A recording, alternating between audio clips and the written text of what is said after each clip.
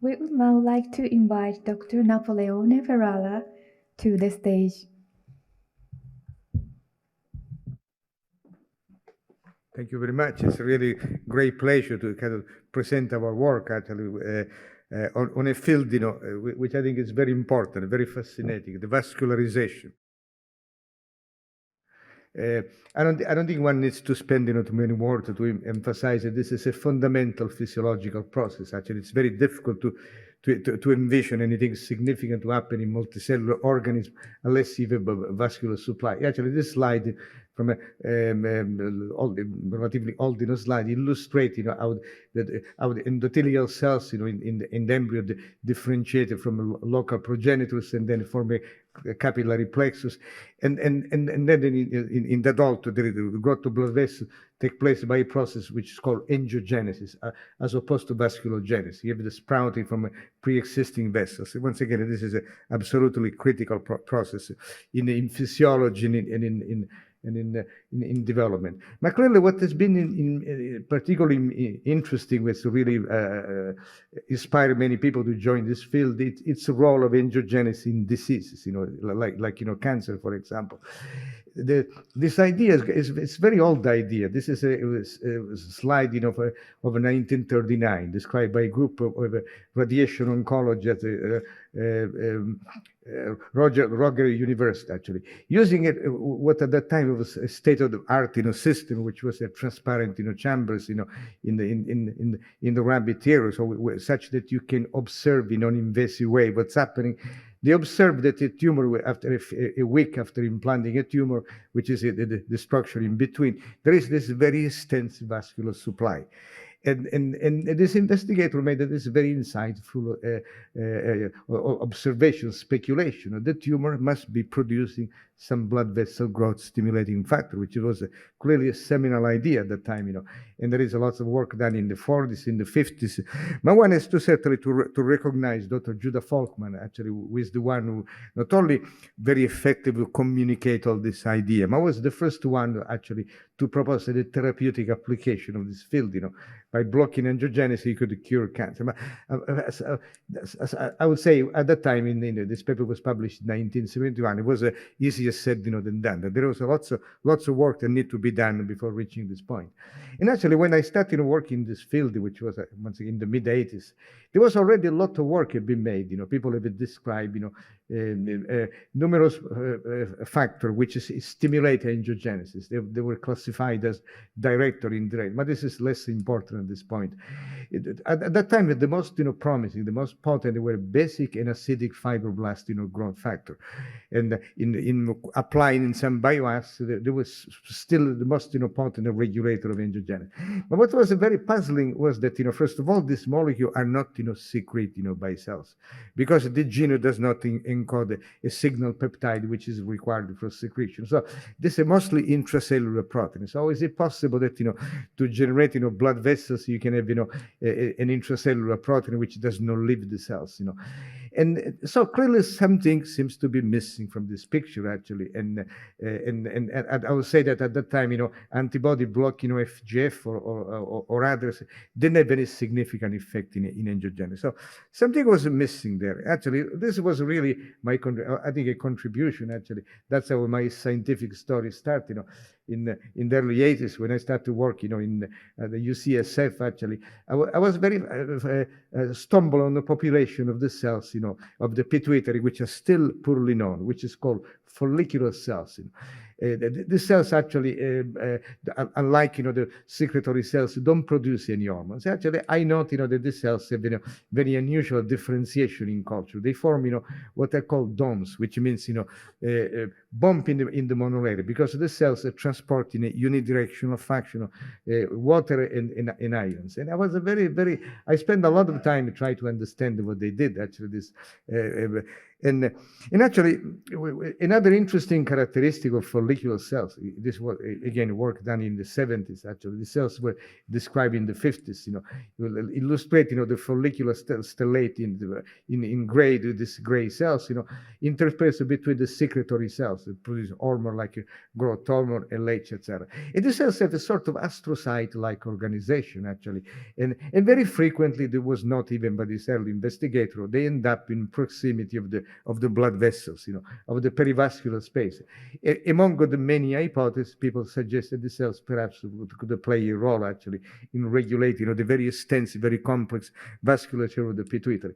I was very, very, very intrigued by this hypothesis. Actually, at that time, the crazy idea, even my supervisor thought it didn't make a lot of sense. But I tested, the supernatant of the culture of follicular cells on endothelial cells.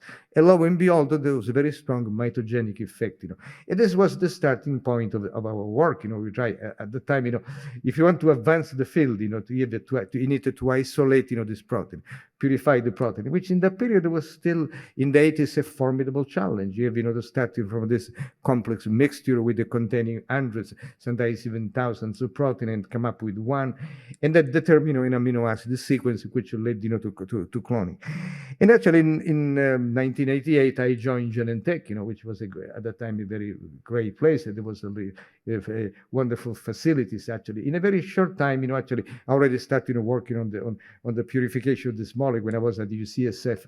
But Genentech, in very shortly, were able to have of an amino acid sequence which led, to cDNA cloning. Actually, I don't think anybody should even attempt, to read, this very, very, very small characters. But first we cloned the bovine, cDNA because the follicular stellate of bovine origin, and then the human. And there is about, 95% identity between bovine and human VEGF.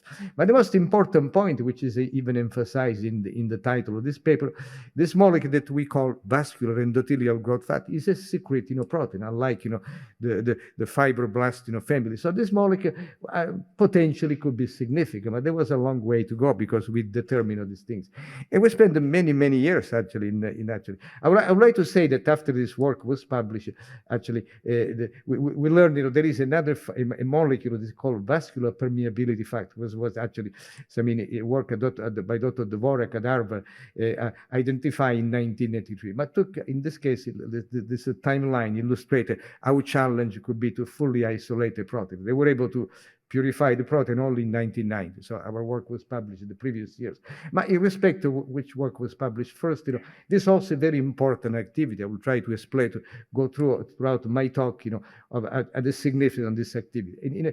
Dr. Dvorak identified this protein that he called VPF as a molecule which very rapidly induces vascular permeability in a system called the MILSAS, an injection in the guinea pigs. It's very interesting because the effect takes place within minutes, but then, the effect is transient, I will show you that, throughout my talk, I'll display a role in pathophysiology. Another thing that we learned, in those years, that the VEGF, gene, like many other genes, undergo alternative splicing, alternative exon splicing, which result in multiple isoforms. VEGF 121, 165, 189, and 206. Besides the length of this protein, there is a major difference. The VEGF 121 lacks heparin binding. Instead, VEGF 165 is one heparin binding, which is encoded by exon 7. And this is very, very play a very critical role. And instead of VEGF 189 and 26 have each two heparin binding domain. This dictates, the bioavailability, of this protein. Once again, VEGF 121 is very diffuse, but VEGF 165 is in between. It's a partly diffusible, a part, actually bound, to the extracellular matrix of the cell surface. And instead, the VEGF 189 and 26 are so tightly bound that they become bioavailable only following proteolysis. We discovered at the time that plasmin plays a very critical role, in cleaving VEGF in the carboxy terminus and actually releasing a soluble fragment, actually. And this is actually it's clearly implication of a drug, but I think we'll make it too long of a story. But clearly, alternative splicing combined with the proteolysis can greatly regulate the bioavailability of VEGF. And now at this point, everybody was interested in identifying a receptor for VEGF. VEGF is a member of the PDGF family, so it reasonably was a tyrosine kinase receptor. And actually, I would like to acknowledge the seminal work done by Professor Shibuya, which happened to be a great scientist and a great friend. In 1990, he isolated, he cloned this gene called FLT, the films-like tyrosine kinase. Actually, at that time it was an orphan receptor, a putative tyrosine kinase receptor. And actually, in this paper, he published something which was at that point extremely useful. He reported an expression pattern of the FLT RNA by Northern blot. It turned out to be FLT was very poorly expressed in tumor cells, so it was not the typical oncogene. It was instead strongly expressed in normal tissue, especially in the lung. There was such a strong expression in the lung. And actually, based on this observation, actually, together with a collaborator at UCSF, Dr. Rusty Williams, we thought that FLT was a candidate, as a VEGF receptor. And actually, we're very excited by that. Unfortunately, after a few months of work, to our great disappointment, there was absolutely no evidence of tyrosine phosphorylation, which was really the holy grail of the tyrosine kinase. You need to demonstrate, ligand-dependent tyrosine phosphorylation. And after a few months of work, we're ready to drop this project. If we want to find the receptor for VEGF, we need to keep on looking. Sometimes I think being at the right time at the right place can play a major role, actually. And what we did illustrate how easy it is to miss things which are a little bit unconventional. At the time it happened, we done a work at Genentech in our group, actually looking at ligand binding autoradiography for VEGF in tissue section. This was very nice quantitative methodology developed by Tony Altar, was a neuroscientist. And we were able, with high resolution, to show that the VEGF receptors are in endothelial cells. Now, what is particularly useful here is the total body autoradiography. This is a midline section. This is the total binding with the VEGF when iodinate. VEGF is the non-specific with an accessible cold VEGF. And as you can see, the binding is actually seems to be very correlated with the vascularization. This is the lung, and there is a lot of binding in the lung. But actually, I must say there is also binding in the brain, in the liver, and in other organs like the kidney, which are not very well represented here. And so at the time, I must point out at the time the dogma was that the tyrosine kinase receptor must demonstrate tyrosine phosphorylation. The concept of a decoy receptor, which became known later on, mostly from cytokine receptor, was not yet established. But at the time, I went looking at this data together with some of my colleagues in my lab. We thought there is something which resembles, at least not identical, but it resembles the expression pattern described by Professor Shibuya. And so we thought maybe there seems to be totally a long shot. But let's see if, before we throw the towel on FLT, let's do a final experiment. Let's see if there is any VEGF, binding, in introspecting cells which express FLT. And lo and behold, there was a lot of binding, not just a little bit of binding. There was a whopping amount of binding, actually. And then, in this publication with the colleague at UCSF, the only evidence that established FLT as a VEGF receptor was VEGF binding. There was no signaling. This is the VEGF binding displaced by called VEGF. This is a lack of displacement by FGF or PDGF. This is the lack of binding of PDGF, or iodinating of PDGF. So this was a very surprising find at the time. And I think this early study predicted something very important for FLT. It's not a very good signaling receptor because it lacks some structural characteristic which facilitate tyrosine phosphorylation. But it's a very important, plays an extremely important role as a VEGF binding molecule. And I will show you that even very successful drugs like blockbusters are based on this ability of FLT to bind, VEGF, block, VEGF like an antibody. And this is what we know much more about, this system now, actually, many decades later, in addition to FLT, which now is called VEGF receptor 1, which bind not only VEGF, but other ligand called VEGF-B and PLGF. So in the same year as FLT, as a VEGF receptor 1, a VEGF receptor 2 was identified, actually. Even though these two receptors are very structurally have lots of analogy, but the VEGF receptor 2 is a signaling receptor and some characteristic a little bit different from other receptors. But I say is a full-fledged tyrosine kinase receptor, actually. And actually we map at the time when I was a Genentech in my lab, the binding site for VEGF in FLT, which is domain 2 and domain 3. This receptor all have 7 immunoglobulin-like domains in the extracellular portion. It turned out to be very important structural information, even to design some drugs, And VEGF receptor 2 is that there is a number of potential phosphorylation sites in VEGF receptor, but the one which are best established is one is tyrosine 949 and tyrosine 1173, which is I will show you seems to be particularly important in the function of VEGF was alluded, permeability and growth, And there is a third receptor which I'm not going to describe today, which is mostly involved in lymph-angiogenesis. The elegant work by Dr. Alitalo in Finland, which describe this receptor. My one is to list an experiment, to show an experiment which illustrates the role of VEGF. This is the knockout of VEGF we published in 1996. And this is very, very surprising data because, as you can see, this is the mouse embryo wild type mice at day 10.5. This very nice vascular supply.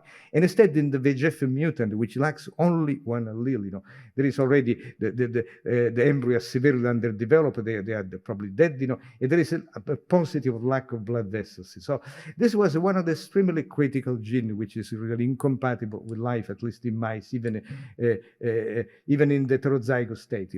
It turned out to be a very important, actually, function. This, of course, does not mean to say that the VEGF receptor the only players in angiogenesis. There is another very important molecule, actually, it turned out to be many tyrosine kinase and some serine threonine kinase, like the TGF receptor. This look like a symphony. There is all these players of the cellular molecular play which act in a very precise coordination and result, for example, in differentiation early progenitors, in the differentiation in artery and veins, and also very importantly in the correct assembly of the vessel wall. A vessel wall which had the correct cells, including not only endothelial cells, but even so-called the mural cells or pericyte, which are very critical to regulate up the function, the physiology of these cells. And clearly, at the time, an interest was also in disease, actually. There is this old standing hypothesis that tumor growth, depending on blood vessels, going to the 30s, there is already evidence of VEGF is released by tumors. Actually, there is a number of, stimuli which induce VEGF release. First of all, hypoxia. It's very well known that hypoxia is a critical regulator. There is the HIF pathway has been very extremely important pathway regulated, among the VEGF, among many other genes. But it's not only the HIF pathway. There is actually oncogenes, and a variety of pro-inflammatory cytokines which result in VEGF expression. And VEGF can be released in the microenvironment and stimulate the VEGF receptor. In this case, primarily VEGF receptor 2 and potentially induce angiogenesis. But at the time, this was a bit jumping in time. In the very first experiment we actually demonstrated the role of VEGF we published in 1993, almost exactly 30 years ago, actually. We made at Genentech some monoclonal antibody specific for human VEGF. At that time, it was widely believed that tumor angiogenesis is multifactorial, require many factors. You need to block maybe 10 factors to inhibit angiogenesis. The real surprising finding was that blocking of VEGF alone, with this antibody, had a profound inhibitory effect in tumor growth. And at that time we didn't have the genetic data published in 1996, which provided explanation for the importance of VEGF. So this work, over the years, and of course we did lots of work, we thought at the days at Genentech that, humanizing antibody could make it therapeutic. Humanization sounds like a very complicated word, but essentially consists in making a mouse antibody, which would be really extremely immunogenic in humans, change lastly into humans, such that become less immunogenic, actually. The antibody we made is 93% human and only 7% murine. The determining region are a mouse. And actually, this antibody today is called bevacizumab or Avastin. And this antibody was actually first approved, for the therapy of colorectal cancer. Actually, it was probably in 2004. Actually, this was the very early first study proving, in a phase 3 study, the importance of VEGF. This is patient with the colorectal cancer treated with the bevacizumab or Avastin in combination with the chemotherapy. And compared to chemotherapy alone, there is a survival benefit. And actually, what is important to point out, this benefit was seen in all comers. There is not yet a validated biomarker that predict which patient are going to respond. But still, there was a benefit. And actually, this drug was first approved in February 2004. And now we're close to 2024. It still is one of the standard of care in colorectal cancer, depending on the KRAS status, on the size of the colon, or lack of or not of the microsatellite instability, either a VEGF inhibitor, an EGFR inhibitor, or immunotherapy in maybe 10% of patients which have microsatellite instability. This is today still a standard of care, actually. And actually, there has been approval in many cancers, in many indications. Bevacizumab, since 2004, has had a total of 12 FDA approvals. And actually, this is a slide from Nature Review Drug Discovery. In the 2019, Avastin was one of the top 10 drugs, actually. And since then, there has been a number of biosimilar which has been approved, but clearly still remain an important drug. What really, of course, this drug do not cure cancer. They have a benefit, a survival benefit, and so you need to combine it with some other modality. At that time, it clearly seems to be the most logical thing that combine, a VEGF inhibitor with the drug that block, the vascular pathways, like for example, the angiopoietins, like EGFR7, or even some other vascular target, like a VEGF receptor 3 or PLGF, etc. To make a long story short, nothing worked. There was no evidence that any of this, very promising, extremely promising vascular target had any benefit, is either by themselves or in combination. For example, CMET, until 10 years ago was one of the hottest, target in the field. It certainly was going to be approved, and instead reduce, patient survival. This is one of the things that keep always in your thoughts when you develop a drug, etc.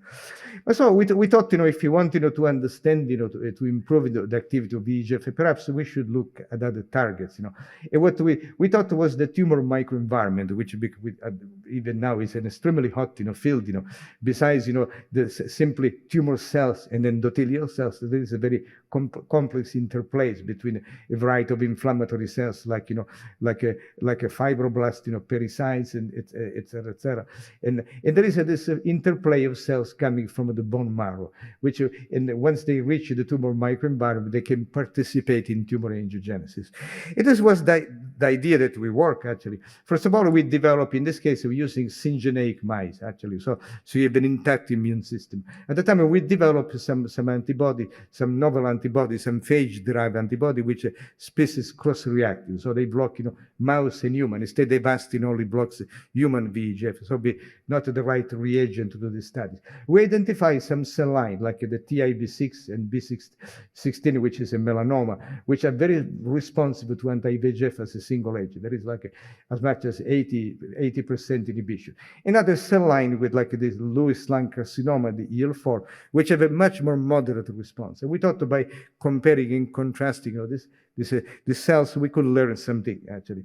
And what we learned, actually, we apply a model which has been widely used, the transplantation of GFP of bone marrow from a GFP transgenic mice. So you have the green elements into an irradiated host. And then actually the elements that come from the bone marrow is going to be green, come from the original host. And we found that, interestingly, that, the sensitive tumor like TBI6 and B16F1 have a very little homing of these cells, of these actually green cells. And instead, the resistant tumor have a lot of infiltration by these green cells. And we characterize these cells mostly as a CD11B GR1 myeloid cells, which are very well known to immunologists. Actually, these are myeloid cells. And actually, this illustrates, this population, actually, there are the different subsets, like, depending on the marker, you have a monocyte and macrophage, or Ly6G, mostly neutrophils. And the cells include a population of the cells that today is extremely hot, in tumor biology and immuno-oncology, which called the submyeloid-derived suppressor cells, which has been implicated, in suppressing some immune response, by some T cell response. It's believed they participate in tumor angiogenesis, not only in tumor angiogenesis, but a variety of tumor biology process. And so these cells actually seems to be at least correlated with this resistance. And actually, we're able in those years to identify what we believe was a critical molecule produced by these myeloid cells. And actually, a molecule is a family molecule which we call prokinetis 1 and 2. This is the database, the official name. We call EGV, EGF, and BV8, actually. These are two small proteins which are very highly enriched, actually, in cysteines. Actually, there is a motif in the terminus which defines this molecule, AVIT. And actually, this is the structure is they have a colipase, fold, actually. It's interesting that this BV8 was originally identified as a frog, protein in the secretion of a frog, and instead, that the molecule was instead identified in a snake, venom. So this is a very unusual, a very, very particular protein seems to be involved. And actually, we know that, this molecule have the two GPCRs as highly related, actually, receptor for this molecule. There is there are some mutation in this receptor which are involved in some disease, but this could be taking too long to go to this point. But we're able to show that actually blocking this factor, this molecule secreted by myeloid cells, could have this respectable inhibitory effect. Maybe not as much as anti-VEGF, but still a very significant effect. This is a model of colorectal cancer, which is a human tumor xenograft, cell line, actually. And actually, with the pathway that we worked out in those years, so we show that, actually, activation of tyrosine kinase, either for amplification or mutation, can activate, the RAS, pathway, which activate a transcription factor, which actually called ETS2, which result in increased transcription of a key factor, which is a granulocyte colony stimulating factor, which is a key myeloid, growth factor, which is a secrete, enrich the bone marrow, and then mobilize a myeloid, progenitor, stimulated, very strong upregulating of BV8.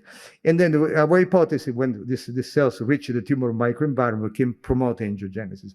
Actually, we published a series of studies, actually, would be too long, to describe today. There is only one I would like to highlight. A study, actually, we did in collaboration with some Japanese, scientists, with Dr. Taketo, actually. It's two visiting scientists, Yoshi Tatani and Masa Yamamoto. This is the classical, what is called Vogelgram, illustrating, actually, the sequential activation of tumor suppressor, oncogene loss of a tumor suppressing in colorectal cancer. Actually, there is a APC mutation in the APC gene, KRAS mutation in KRAS in P53.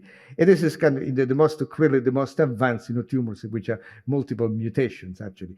And the model, actually, we're able to work, actually, were developed by Dr. Taketo's lab, Well, the APC-min was already described a long time ago, but Dr. Taketo made the construct with the SMAD, for knockout with the KRAS G12D, which is a very potent oncogene.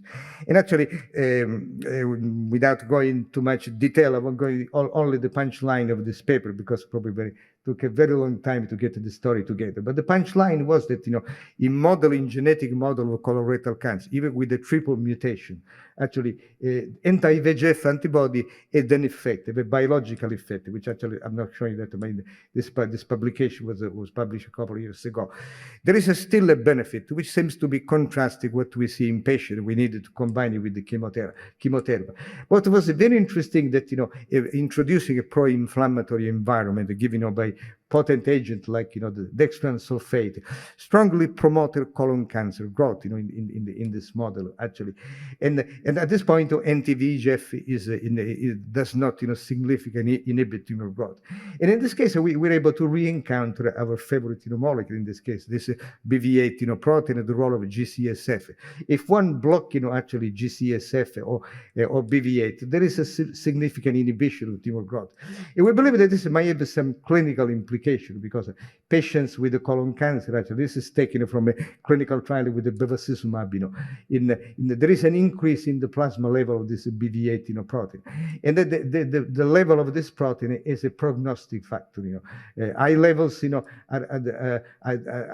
associated with the poor prognosis. And we know that in tumor infiltrating neutrophils, this section of microarray from human colon cancer, there is a lot of cells which express BV8 by immunohistochemistry. Actually, the majority have this score of 3. So this could be potentially therapeutic target. Still, we're unable to make it. This molecule was very difficult to drug because you need to have the 2 antibodies to inhibit effectively, which at the time was a bit of a challenge. But more recently, actually, the immunotherapy with the checkpoint inhibitor revolutionized, the treatment of some cancer. It's not a cure for cancer because most of patients don't respond, but there are some, maybe 10 to 20%, which have very dramatic response. And this illustrates actually in a very schematic way, actually, the potential role of, the interaction of endothelial cells with the immune cells, and the potential role of VEGF. There is many hypotheses, actually. And for example, there is known that VEGF inhibits, dendritic cell differentiation. And there is a very series of effects, which some of which probably they're not totally confirmed. But what has been clearly validated is if you block VEGF with an antibody, both in mouse model and in humans, there is increased entry of a lymphocyte in the tumor, which clearly provide this explanation for this combination with immunotherapy. And actually, as of today, the combination of anti-VEGF agent with immunotherapy turned out to be very important, actually. This was a revival of anti-angiogenesis, for example, in liver cancer, which is notoriously intractable. Today, one of the standard of care is a bevacizumab in combination with atezolizumab. This is an impossible name, but this is the anti-PD-L1 antibody developed by Roche. But this has been seen with the Keytruda and the TIC-VEGF receptor, the kinase inhibitor. There is a very strong effect, And even in renal cancer, this has become a standard of care, combine anti-VEGF agent with the chemotherapy. So it's very nice to see that the story after decades is still alive, still is a meaning. But there is another story which is probably very important, actually, in terms of clinical impact, probably even greater than what we've seen in cancer, which is in eye disease. This illustrates, the retina of a normal individual with a diabetic retinopathy. You don't need to be a specialist, to appreciate the extensive, disorganization in the diabetic retinopathy. You see bleeding, you see these vessels which are very tortuous, very disorganized. They look actually like tumor vessels, and bleeding can result, it can result in the destruction of photoreceptor. This is some well-known characteristic of this blood vessel. There is a loss of pericytes, these mural cells which regulate, and then there is this formation of these bumps, which call this kind of attempting of the vessel wall, to sprout, which are called microaneurysm, which it could simply burst, and bleed, and increase this pathological process, or they could organize into a thrombus, which can result in ischemia, propagated this effect. And actually, this is another study, actually, you wonder what is the role of VEGF. This is a study published actually in 1994 with some collaborator at the Joslin Diabetes, actually. And so we were able to to show that the level of VEGF in the aqueous and vitreous of patient with not only diabetic retinopathy, even with the iris and neovascularization with the retinal vein occlusion, there is almost extremely strong correlation. The higher the levels, actually there is higher the vascularization, which is very intriguing when the disease become quiescent and the level of VEGF become low. But this was a purely correlative study. And this is actually, sometimes an animal model is what convinces everybody. This is a monkey model, a primate model of iris and neovascularization created by occluding the retinal veins. And actually, there is this very strong neovascularization because of the occlusion of the retinal vein created retinal ischemia, and VEGF release reached the iris. So it is a very red, this very reddish. It's treatment with an antibody. Actually, to not be the same antibody we use in mouse model, because there is 100% identity between monkey and human VEGF at protein level, essentially completely inhibiting the neovascularization. At that time, many people thought that this was really laboratory gimmick. This is too good to be true. It's very unlikely that in human you can have this effect. Because when it's to recognize that in this animal model, all the events take place in a few weeks, instead in humans take place in years. But now to be actually there is something there. I will show you some very important clinical data. What I'm going to show you instead that there is a clear evidence that blocking of VEGF has a profound effect in diabetic macular edema and diabetic retinopathy. But so far the greatest impact has been actually macular degeneration, which is the leading cause of blindness in the elderly population. It today is characterized as early, intermediate, and then advanced AMD. And the advanced AMD is divided into non-neovascular and neovascular AMD. The neovascular AMD is about accounted for 20% of the cases, but is responsible for 80% of the case of blindness. Actually, you see this vessel that grow in a very explosive way, and they bleed, they leak, and they destroy the photoreceptors. I will talk a little bit more about the non-neovascular AMD. But at that time, we test, actually the role of VEGF in this disease. This is the effect of a ranibizumab called Lucentis, which is an antibody fragment. Is an FAB with a few mutations developed by phage display to make it more potent. And this was a study. The study was reported, in a meeting in Montreal in 2005. It was absolutely unexpected, because at the time nobody believed that this would be possible.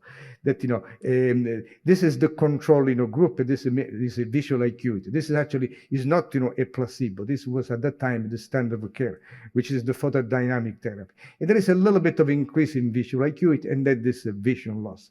And instead, with those two dose group of ranibizumab, 0.3 and 0.5 milligram, and there is an increase in visual acuity, which will last for 2 years.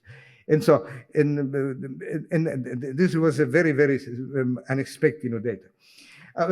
So how to explain the benefit of anti-VEGF? At the beginning of my talk, I mentioned the role of permeability, vascular permeability, which is a major cause of morbidity and actually loss of function.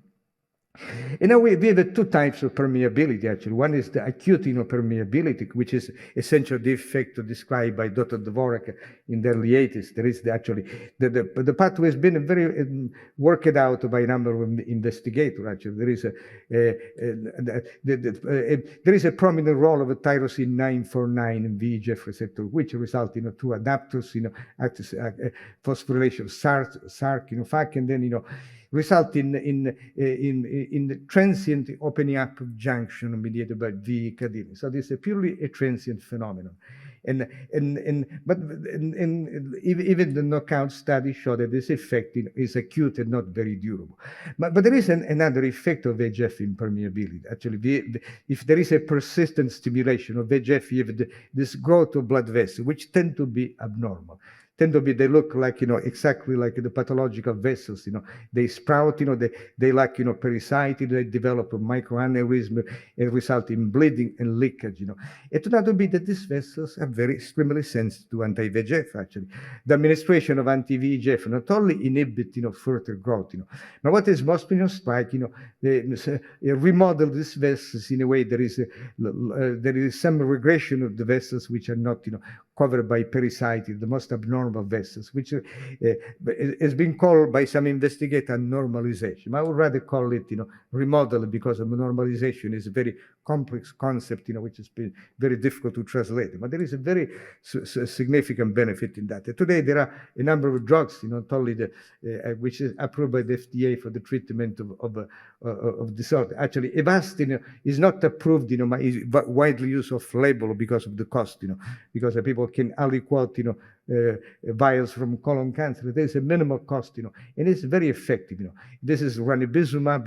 Another drug which has been very effective is Eylea, which is a soluble receptor. Actually, it's based, the activity of this drug is based on VEGF receptor 1. The key binding element is VEGF, the domain 2 of VEGF receptor 1, which binds, as I show you at the very beginning of my talk, very tightly.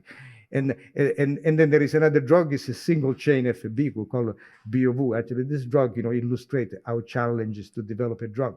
This is highly effective drug. But maybe in 0.5% of patients, there was like a blinding vasculitis, which is due to it's been characterized as an immune response to the drug. The drug, even though it was approved by the FDA, now is a dead, drug. Nobody would use this drug. And the most recent is this drug of Vabysmo, developed by Roche, which is a bispecific antibody, which with an arm blocking VEGF, the same arm as Lucentis, the other arm blocking angiopoietin 2. And this drug, is actually very effective. People understood, that there is still after so many years. And now we know we have this population study, and they show that, blocking VEGF has had an impact, in legal blindness due to AMD. This is a study done in Denmark, but this has been similar study been done in other countries, actually. A plot, the incidence rate of legal blindness due to AMD, which is this on the upper curve, or non-AMD cause. You can see after 2006, when the anti-VEGF agents were introduced, there has been about 50% drop in the incidence rate, which has been very remarkable, I think.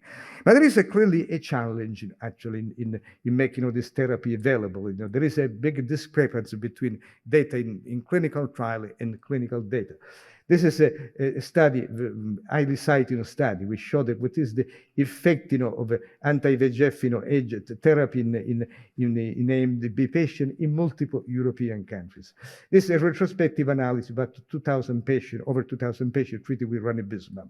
And you can see this wide heterogeneity, actually, to not be like north, to south. The northern country had a much better outcome. The best outcome is actually in the UK. And then worst outcome is in other countries. Actually, I'm embarrassed to say that the worst was in Italy, actually, my native country. But, France was not much better. And the reason is that, a patient, with a strong health, system, patient was seen more often, and receive injection in a more regular way.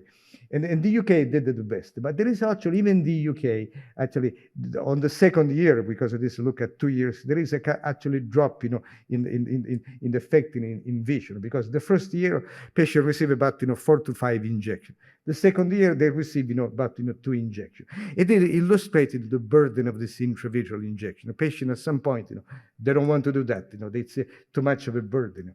And so clearly, if one led, to the idea, if one want to improve, the effectiveness, you need to make a better inhibitor, which is longer lasting. This problem is solved in part to give a higher dose of the inhibitor. But there is actually another approach. Actually, when I was at Genentech in the 90s, we did some structural function study with the VEGF receptor. To not be VEGF receptor 1. Actually, we thank to Dr. Shibuya that identified this receptor is such a critical binder. Actually, we showed that domain 2 and 3 was very critical actually to bind VEGF. But the domain 3, however, is a strongly heparin binding characteristic. It's an extremely sticky molecule. So if you inject systemically, it's a very short of life. And instead, aflibercept was based on this work, but they replaced domain 3 of VEGF receptor 1 with the domain 3 of VEGF receptor 2, which much less, stick. This molecule was supposed to be a good, cancer drug. For some reason, it was not a good cancer drug at all. We got only one approval. It was certainly very effective in drug in die. And we thought, that actually, going back to this idea that actually to be a little bit contrarian, to make a drug which is strongly heparin binding characteristic. It may not be a cancer drug, but could be strongly retained in die. And this is what we're able, to prove in this hypothesis. I'm not going into this detail because it would take too long. We're able to show that, molecule compared to Eylea, which essentially lacks heparin binding domain, molecule which have this heparin binding have a much longer duration in die. So potentially could be more effective drug. Actually, we made a small venture. Actually, we hope, to go to the clinic, in the near future with one of these molecules. Let's see what happens. It's always a very challenge. But there is actually, as I was mentioned, there is another type of AMD, which is actually called geographic atrophy, actually, which is actually after the availability of anti-VEGF agent, which actually the neovascular AMD is no longer the leading cause. Instead, the geographic atrophy could be the leading cause. And there is no major loss in vision until the geographic atrophy expand and reach the macula.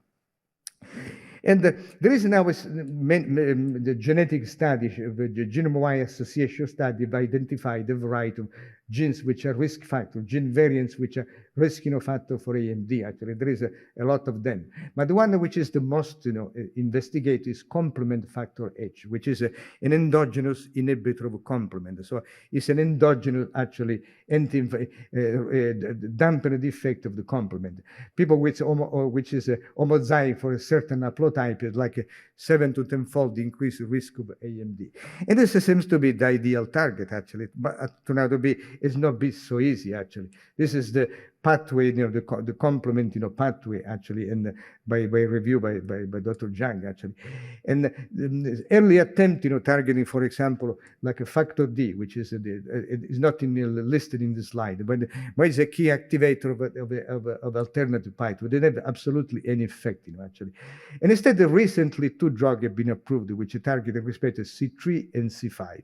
But the effect has been considered to be very modest. There is a 10%, inhibition, actually. And this drug, for a reason which are not totally clear, result in choroidal neovascularization. So I would say there is an unmet medical need there. That's what we've been thinking, actually.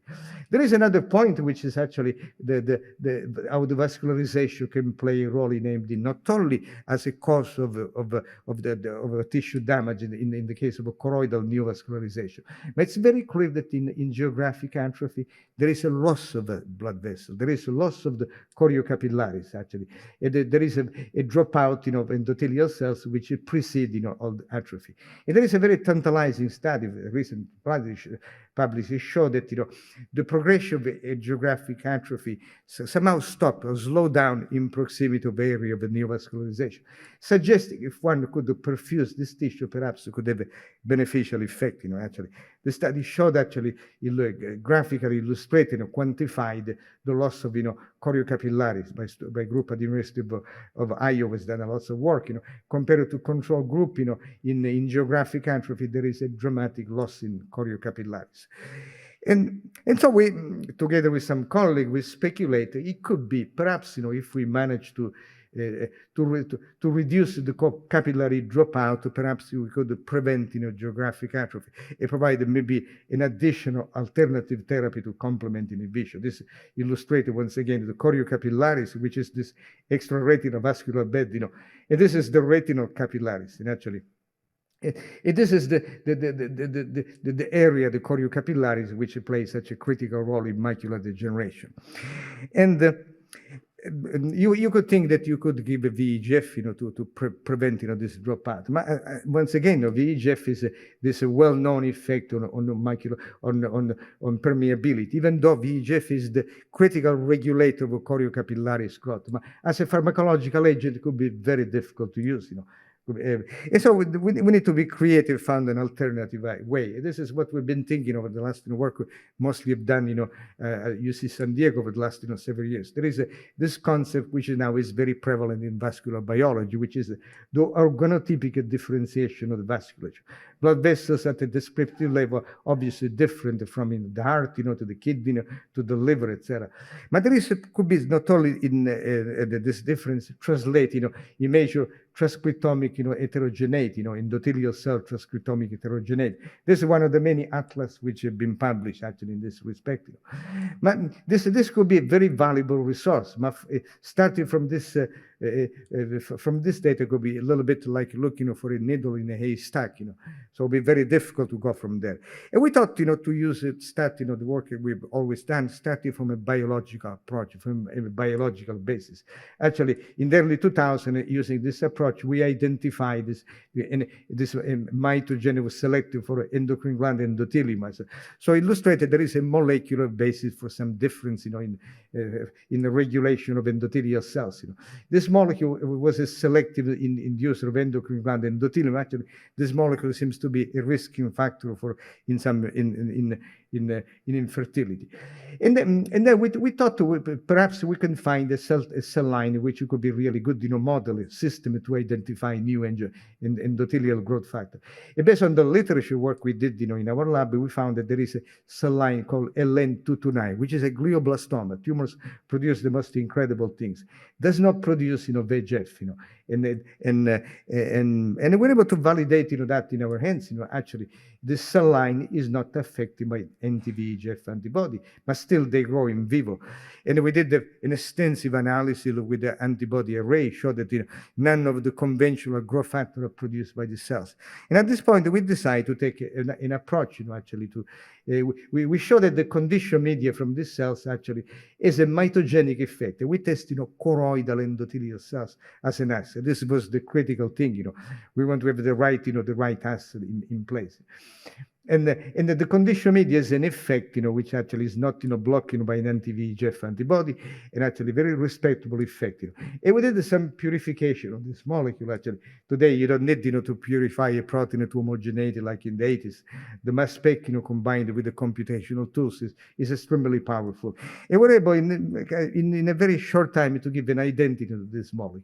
To our great surprise, this molecule corresponds to LIF, leukemia inhibitory factor, which actually, I will tell you, I'm extremely surprised because this molecule has been mostly annotated, as an endothelial cell growth inhibitor. But as you can see, blocking using antibody inhibiting the activity of this reverse phase fraction, and then the recombinant LIF stimulating the growth of choroidal endothelial cells. A little bit less than VEGF, but still in a very respectable way. And actually, and to that be, I was surprised that I found LIF, because in fact I encountered this molecule, believe that or not, at an early stage of my career. Actually, we note, that the cells that produce, VEGF actually stimulate, the growth of capillary endothelial cells, which was the basis of this effort. But when you test on a different endothelial cell type, bovine aortic endothelial cells, there is this very strong inhibition. Actually, this is the effect of recombinant LIF on aortic endothelial cells. So there is an inhibition which is very similar to that induced by TGF-beta, which is the key inhibitor. Instead, when you test on capillary endothelial cells, actually, there is a dramatic inhibition by TGF-beta, very little effect, actually, inconsistent inhibitory effect, by LIF.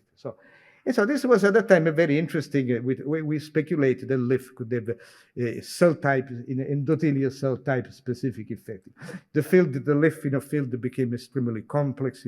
There is some very controversial data, in part, consisting of by the different effect you can have it depending on the system. So I think I stay away from this biology, focus more on VEGF, which probably was a very good idea. So refinding LIF like a re-encounter, like an old acquaintance that you've met, 20 or 30 years ago. And let's see what happens. And LIF, as I'm sure undoubtedly many people know, is a member of the IL-6 family, which is very critical molecule. Actually, the prototype member was IL-6 was discovered by Professor Kishimoto at Osaka University, which is a really very seminal work. He discovered the receptor, and there is I think 10 or 11 members of the IL-6 family. They all have a receptor, and which heterodimerize with GP1 GP130, which is the common subunit which results in a signal transduction.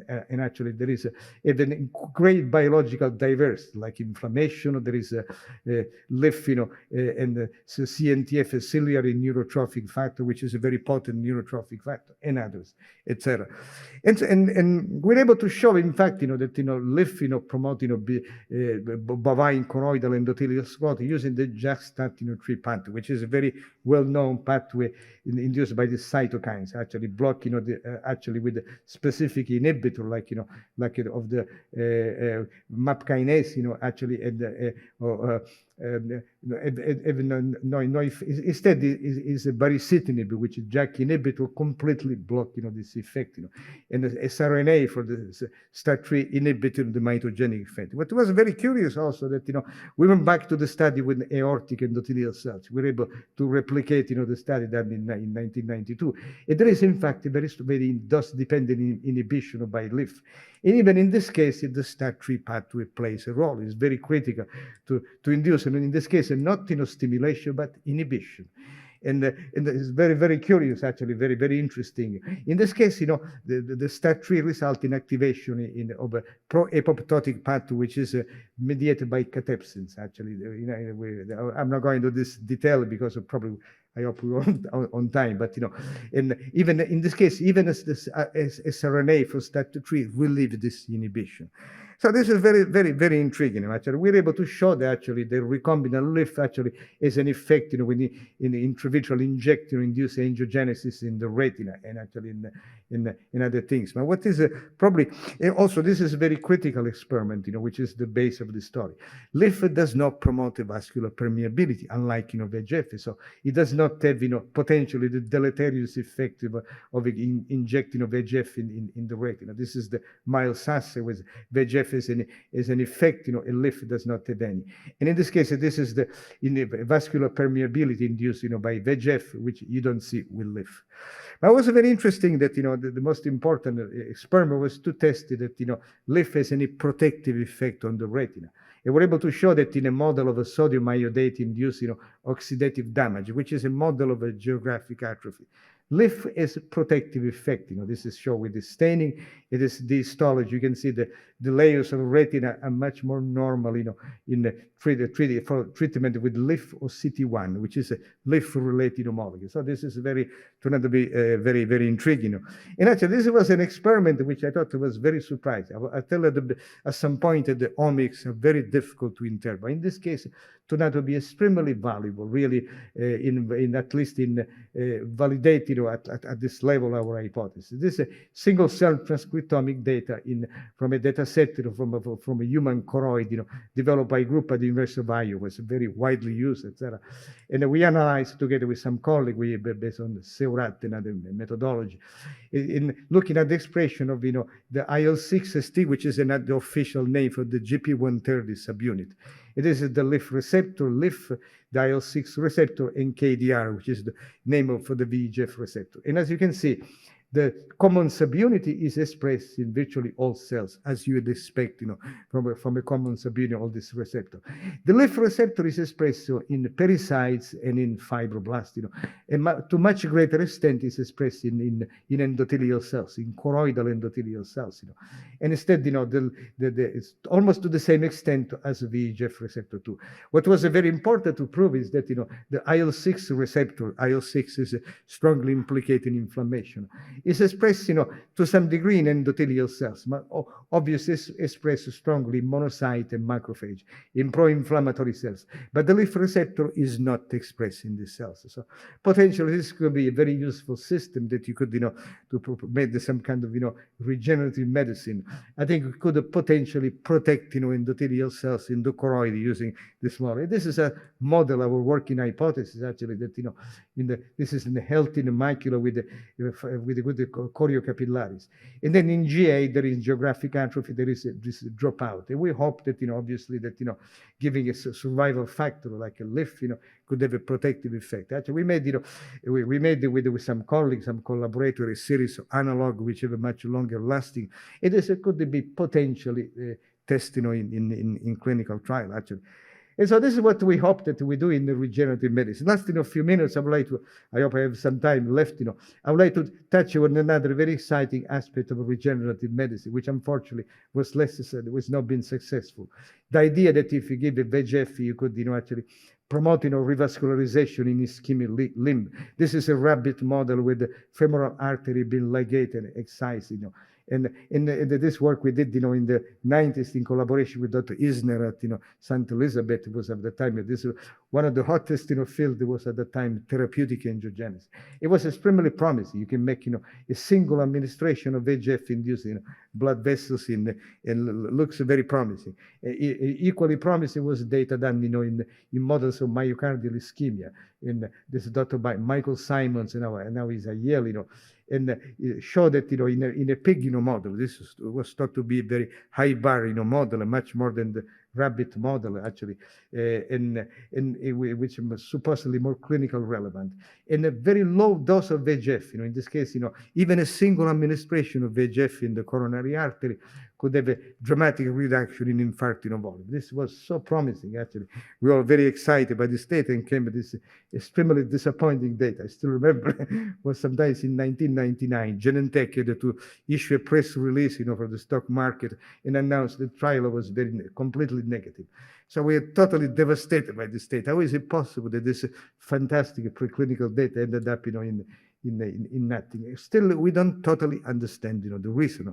But one possibility, this delivery of a single administration, maybe was insufficient, actually. I'd like to illustrate another study, one study which actually suggests a different avenue.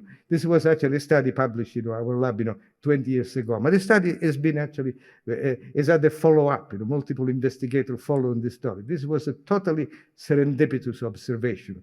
There was a visiting scientist in our lab who was interested in testing some molecules, some potential angiogenic factor, and this is the days when still the genome project had not been completed yet, And the model we use is to use, transfect, CHO cells and inject in the leg of nude mice. And this genomic novel potential regulator did nothing. They were the same as the control. And instead, VEGF had the expected effect, induce angiogenesis. So far seems to be a totally inconclusive experiment. But what was very surprising is this, during the necropsy, actually, Dr. Kenneth Hillan is a liver pathologist, was a great collaborator. We showed that actually there was a totally unexpected increase in liver mass. The liver increased by 50% or so. And this was correlating to the systemic level of VEGF, actually. It is the protective effect in a model of liver toxicity induced carbon tetrachloride, actually. Actually, the most striking observation was that we used the selective mutant for VEGF receptor 1 and VEGF receptor 2. And the mutant selected for VEGF receptor 1, even though it did not stimulate angiogenesis at all, actually, but was almost as protective as the mutant which stimulates angiogenesis. And we're able to work out, this pathway actually to some degree. We show that, there is a very strong upregulation of a very important genes, in the liver, in the endothelial cells in the liver, which is a hepatocyte growth factor, which is a critical molecule in liver regeneration, actually. And especially the FLT selective mutant strongly stimulate, upregulate, actually, HGF in the liver. This is the model, actually, we work it out, actually. The idea that,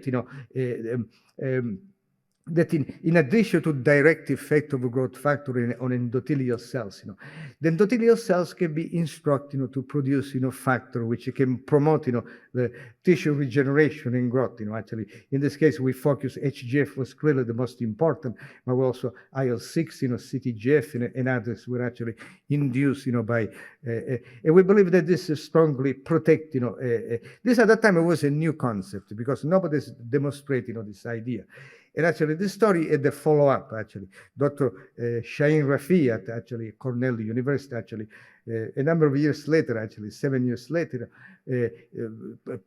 published a very similar, the same concept, that factor released by sinusoidal endothelial cells can promote liver regeneration. He coined this term, which is angiocrine factor, which is a very nice and catchy term, which now there is a lot of paper work on angiocrine factor. And this could be more greater understanding of this actually of this complex, interplay could be very important.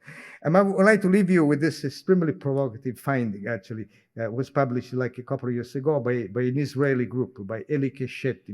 Actually showed that actually a transgenic, expressing of the model, expressing of VEGF in the liver and inducible, actually result in increasing lifespan.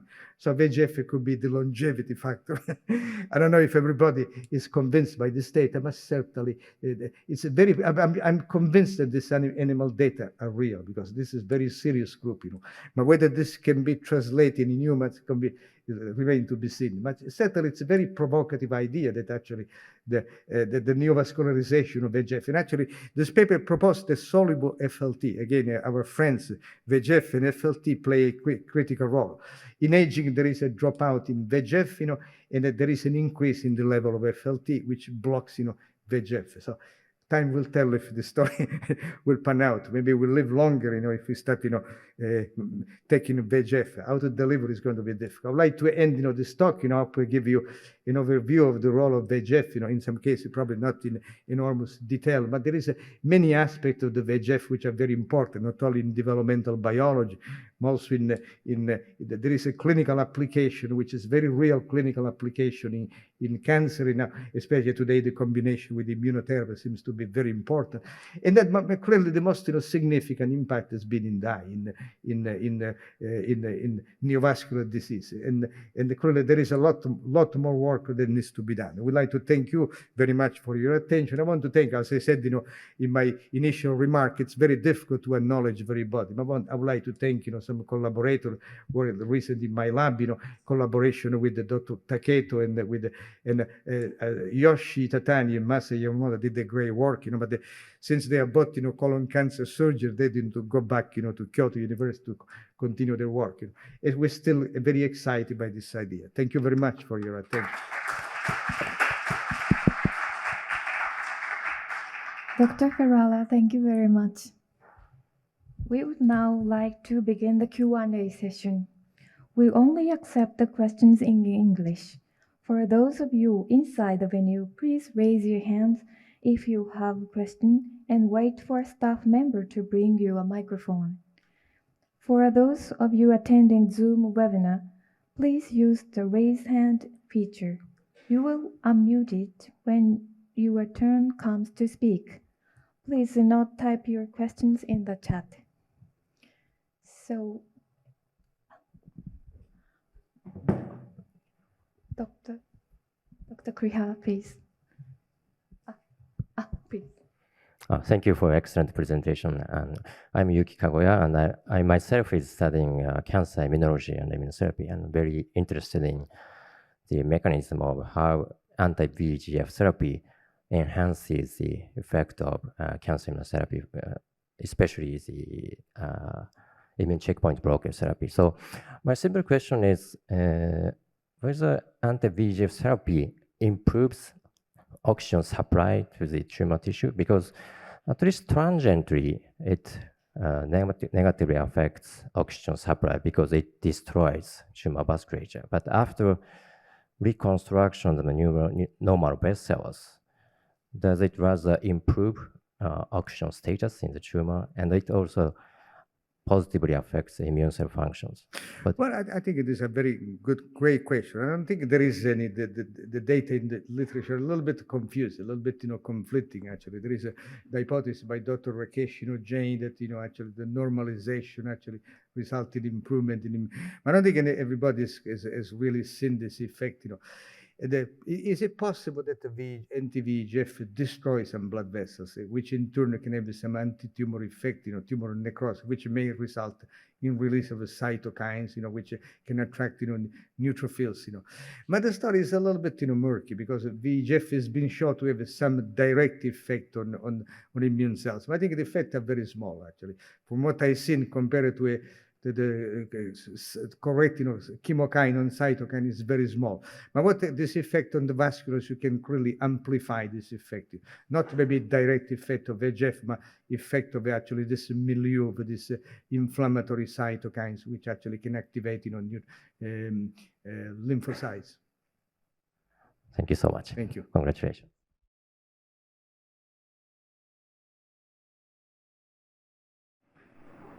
Thank you for your lecture. Sorry, I might have misunderstood you or might be a good question, but why is it that anti-VEGF therapy combined with Well, why is it that anti-VEGF therapy combined with immunotherapy worked, but anti-VEGF therapy combined with traditional chemotherapy failed?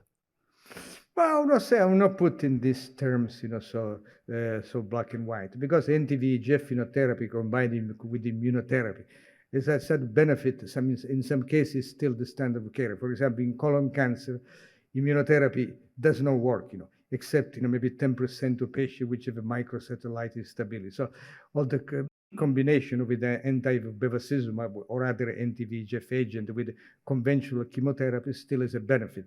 In other tumors, like even in ovarian cancer, the benefit of immunotherapy has not been so great. Immunotherapy works in some subset of patients in a wonderful way. By many, perhaps most, it does not work. So I would say that there is a both can work. The key, the trick is to find a situation work best. And very often it's not very clearly understood. For example, in liver cancer, it turned out to be that there is a very good additivity between immunotherapy and anti-VEGF. Immunotherapy alone does not have any benefit, and anti-VEGF, except sorafenib, which is a multi-kinase inhibitor, has some effect. And the combination does very well. So still is. I would not put in this way one works and one does not work. There are cases where either one works. Please.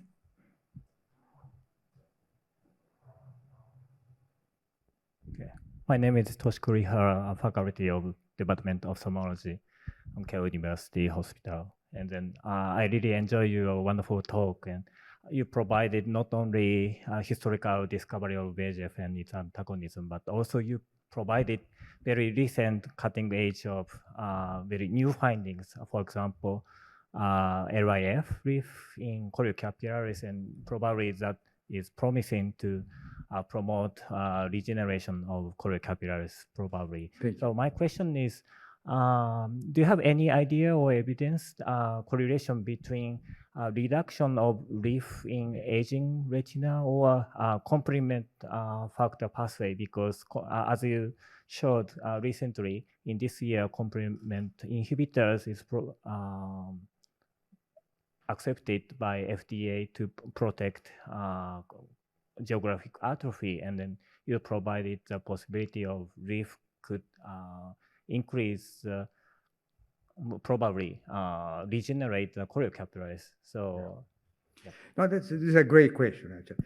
I don't think there is any systematic study looking at LIF. But we know, for example, we measure with a collaborator at UC San Diego the LIF levels of LIF, in the vitreous and in the aqueous. They are detected, they are measurable. Making a correlation would require a much more extensive study that we can do that. We're no longer a Genentech where we can do this study, or with some major clinic, etc. But I think the LIF is certainly detectable in the eye. And at this point, I think the role of LIF could be more like a pharmacological agent as opposed to an endogenous factor, because I think like a growth factor, like a basic FGF, it does not have in many cases play an important role as an inducer of regeneration, even though the knockout of FGF does not have any phenotype in this respect.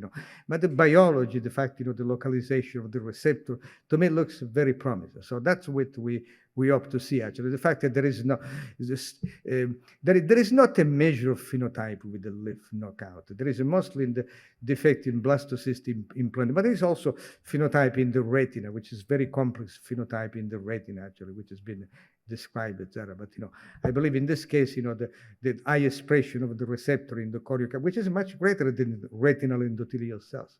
So it seems to be unique to fenestrate endothelial cells, actually. I can tell you even liver endothelial cells, sinusoidal endothelial cells have a lot of lymph receptors. So we hope that this unique biology could be utilized. Yes, thank you very much. Yeah.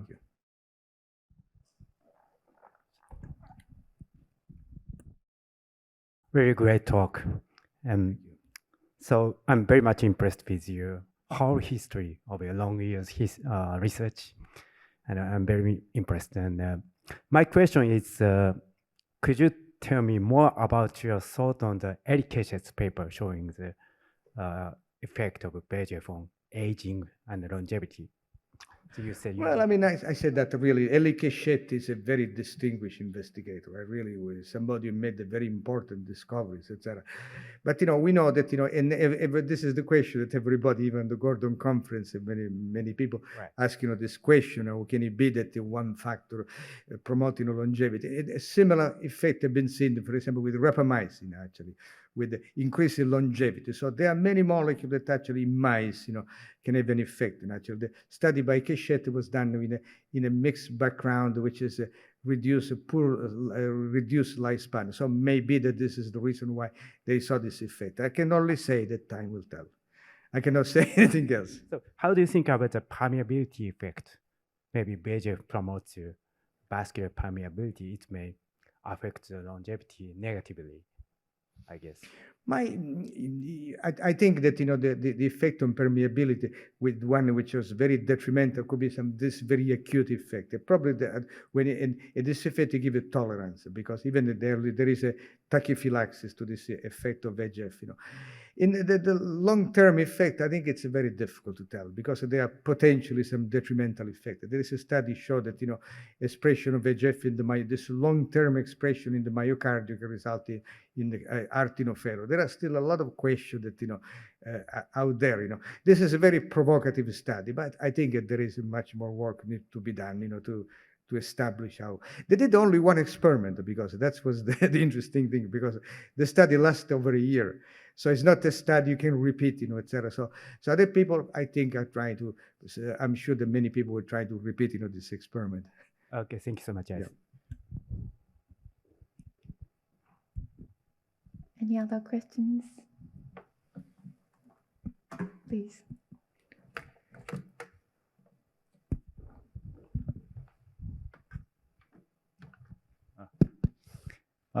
I'm Masabu Shibuya from Jobu University. Thank you very much for great talk. Thank you. And we made several transgenic mice, and using a VEGF-A transgenic mice, we see not only the angiogenic activity, but also easy vascular permeability. So I think that in the vascular permeability activity, VEGF utilizes both receptor 2 and receptor 1, FLT1.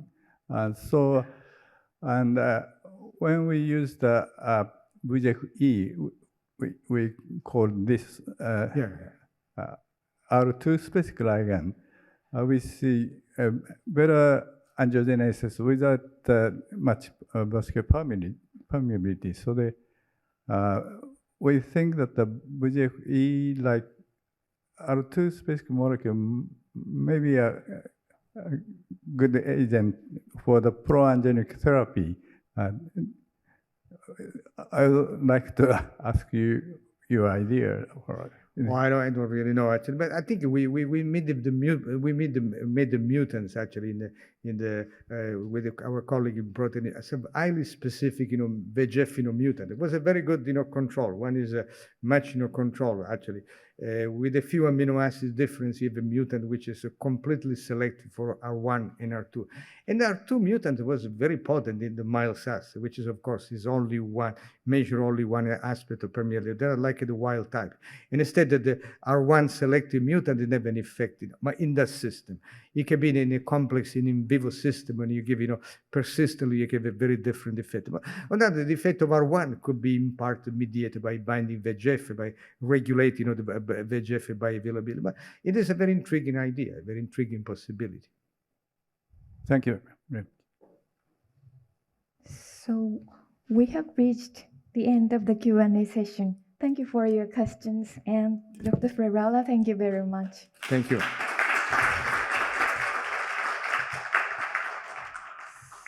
So after a short break, Dr. Kazutoshi Mori will give his commemorative lecture starting at 4:35 p.m. I'm sorry, 4:40 p.m. Please enjoy a short break while you prepare for his lecture. Invitees are welcome to take a break in Conference Room 1 outside this auditorium.